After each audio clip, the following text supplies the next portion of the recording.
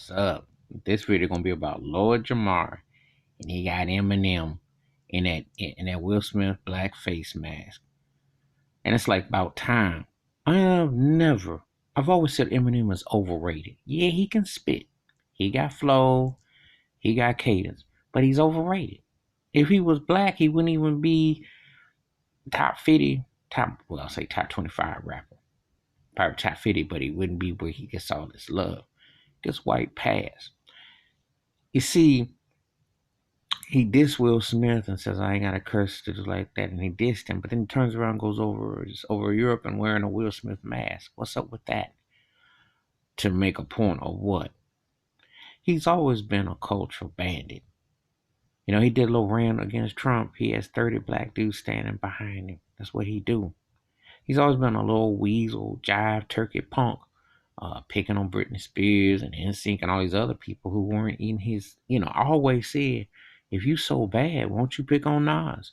Won't you pick on NAS, somebody your own size? But no, he always been a weasel, you know. He got over, you know. Let's just call it what it is.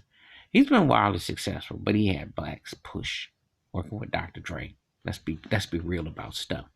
You know, the industry is so racially charged one way. Of course, it was the hype. He's all right, but he wasn't worth all the hype he was. But he made a bad mistake going after Lord Jamar. Lord Jamar is one of the most respected cats in hip hop history, period. Now, you may not always, brand Nubian, you may not always see them in someone's top 5 or top 10 list or Jamar gonna do, but when we talk about respect, old school people in the know. Jamar be straight shooter.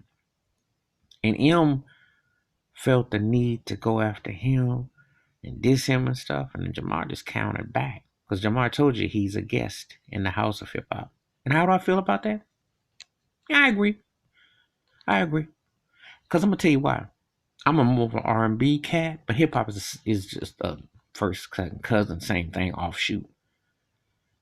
White folks get into using black to sound hip and chic and cool, but when they no longer need it, they done with it. You get an option. Like you could just decide to do with R&B. Now I'm not saying white artists who down with R&B ain't down with it, okay? Because there've been people who are down with it, but there are people who used it because it was happening. Let's go get a disco track, a funk track. Let's sound black. That's what the thing was, to sound chic, for it to sound like I got that.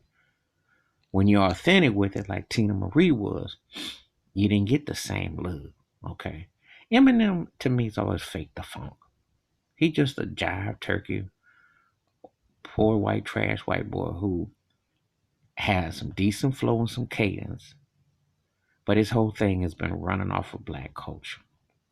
His whack movie 8 Mile was nothing but hip hop poor white trash version of Purple Rain. Let's just call it what it is. And he is a big Prince fan, by the way. But he's always been overrated. He's always been overrated. But Color for Protection gave him the simplification to get him to his destination. Remember that. But anyway, much props to Lord Jamar for exposing that fraud, racial, cultural bandit Eminem. Much dap. That's my thoughts and takes about Lord Jamar exposing Eminem's fakery, jivery. Give me your thoughts, your takes, hit that like, subscribe, and the bell rings in the video. I'm out. Peace.